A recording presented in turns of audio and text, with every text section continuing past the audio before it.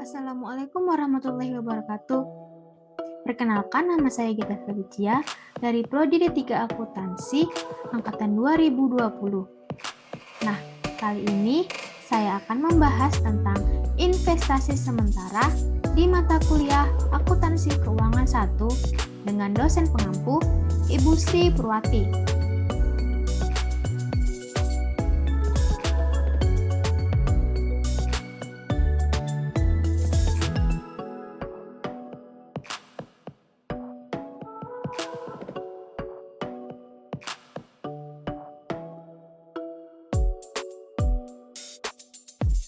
Apa itu investasi sementara? Investasi yang sangat liquid dalam surat-surat berharga untuk mendapatkan penghasilan bunga, dividen, ataupun capital gain. Capital gain adalah kelebihan harga jual kembali di atas harga beli.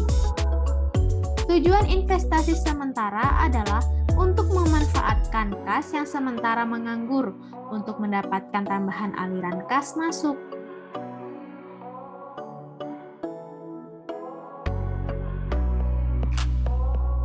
Perolehan surat berharga dapat diperoleh di pasar perdana, IPO, atau di pasar sekunder. Jenis surat berharga seperti obligasi, saham, surat berharga jenis lain. Investasi sementara mula-mula dicatat sebesar harga perolehannya. Harga perolehan meliputi harga beli dan pengorbanan lainnya seperti komisi, jasa bank, pungutan BEI, dan lain-lain.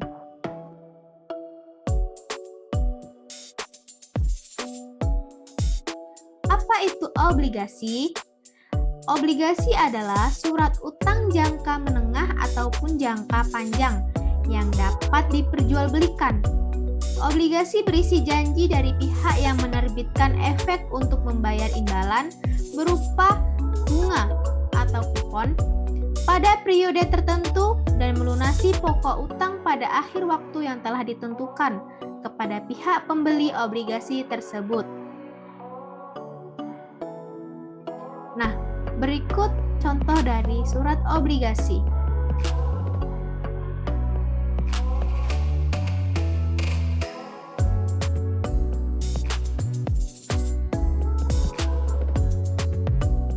Obligasi merupakan salah satu investasi efek berpendapatan tetap yang bertujuan untuk memberikan tingkat pertumbuhan nilai investasi yang relatif stabil dengan resiko yang relatif lebih stabil juga dibandingkan dengan saham.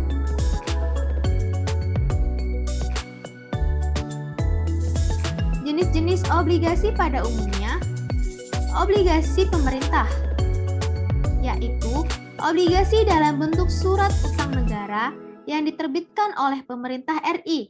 Pemerintah menerbitkan obligasi dengan kupon tetap, obligasi dengan kupon variabel, dan obligasi dengan prinsip syariah atau suku bunga.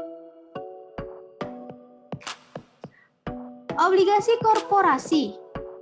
Obligasi korporasi yaitu obligasi berupa surat utang yang diterbitkan oleh Korporasi Indonesia, baik BUMN maupun korporasi lainnya. Sama seperti obligasi pemerintah, obligasi korporasi terbagi atas obligasi dengan kupon tetap, obligasi dengan kupon variabel, dan obligasi dengan prinsip syariah. Ada obligasi korporasi yang telah diperingkat atau ada yang tidak diperingkat.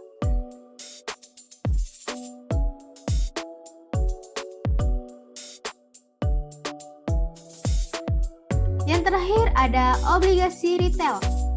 Obligasi retail yang diterbitkan oleh pemerintah yang dijual kepada individu atau perseorangan melalui agen penjual yang ditunjuk oleh pemerintah. Biasanya ada beberapa jenis yaitu ORI atau suku retail.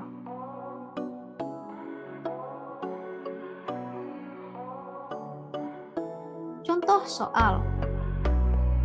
Tanggal 1 Mei 2012, PT Idola Jaya membeli 9% obligasi atau 1/1 dan 1/7 dengan nominal 30 juta rupiah dan kurs 104,25%. Komisi dan biaya lainnya sebesar 225.000. Penentuan harga perolehan, bunga berjalan, dan jurnal sebagai berikut.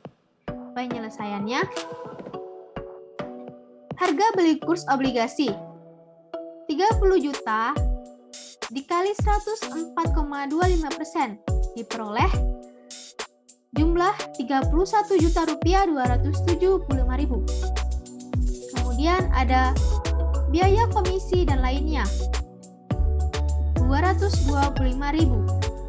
Harga perolehan didapat dari harga beli kurs ditambah harga perolehan.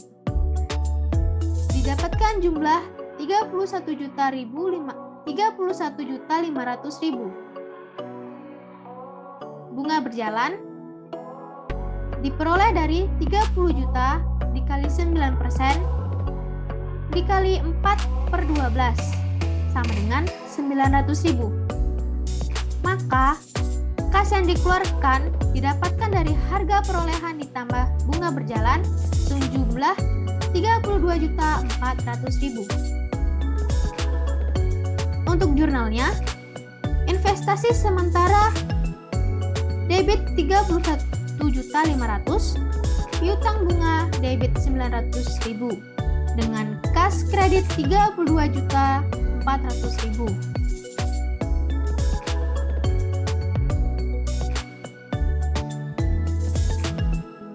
Selanjutnya ada saham. Apa itu saham? Saham adalah bukti kepemilikan nilai sebuah perusahaan atau bukti penyertaan modal. Pemilik saham juga memiliki hak untuk mendapatkan dividen sesuai dengan jumlah saham yang dimilikinya. Dengan memegang saham, maka individu maupun badan bisa mengklaim kepemilikan pada suatu perusahaan terbuka. Artinya, pemegang saham berapapun jumlah lembar yang dimilikinya berhak hadir dalam rapat umum pemegang saham atau RUPS.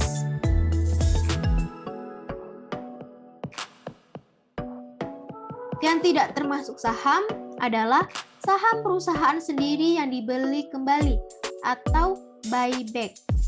Kemudian ada surat berharga yang dibeli untuk menguasai perusahaan lain, serta surat berharga yang tidak dimaksudkan sebagai sumber kas segera.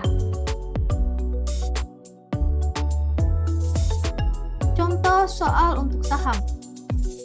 Pada tanggal 1 September 2012, PT Idola Jaya membeli 10 lot saham PT Mungkin Abadi. Nominal per lembar adalah Rp200. Kurs 110%, komisi bea materai dan pungutan BEI sebesar Rp50.000. Penyelesaian, harga perolehan didapat dari 10 slot dikali 500 LB dikali 200 dikali 110% sama dengan 1.100.000. Komisi sebesar Rp50.000. Maka kas dikeluarkan sebesar Rp1.150.000. Jurnalnya adalah investasi sementara debit Rp1.150.000 dan kas kredit Rp1.150.000.